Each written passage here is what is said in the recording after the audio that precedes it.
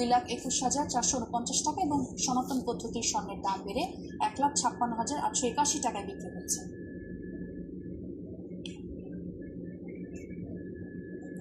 দেশের মানি চেঞ্জারদের জন্য লাইসেন্স নবায়নের ফি দ্বিগুণ করেছে বাংলাদেশ ব্যাংক। এখন থেকে লাইসেন্স নবায়ন করতে 10,000 টাকা ফি নির্ধারণ করা হয়েছে। এতদিন নবায়ন ফি ছিল 5,000 টাকা। সোমবার কেন্দ্রীয় ব্যাংকের বৈদেশিক মুদ্রা ও নীতি বিভাগ এই সংক্রান্ত সার্কুলার জারি করেছে। 15 জানুয়ারি থেকে এই নির্দেশনা জারি করা হবে।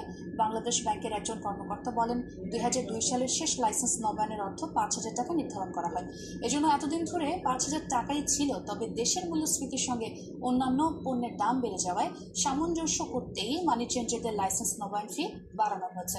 প্রসঙ্গত, বাংলাদেশীয় মানি চেঞ্জারদের প্রতি বছর একবার লাইসেন্স নবায়ন করতে হয়।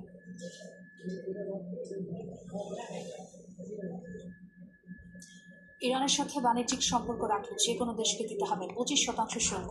এবার নতুন এই হুমকি দিলেন মার্কিন প্রেসিডেন্ট ডোনাল্ড ট্রাম্প। অবিলম্বে এই শুল্ক কার্যকরের কথাও বলেন তিনি। সামাজিক যোগাযোগ মাধ্যম সোশ্যালে দেয়া পোস্টে জানান, তার এই ঘোষণায় চূড়ান্ত। ইরান যখন সরকার বিরোধী আন্দোলনে উত্তপ্ত, তখনই এমন শুল্কের ঘোষণা তেহরানের ওপর চাপ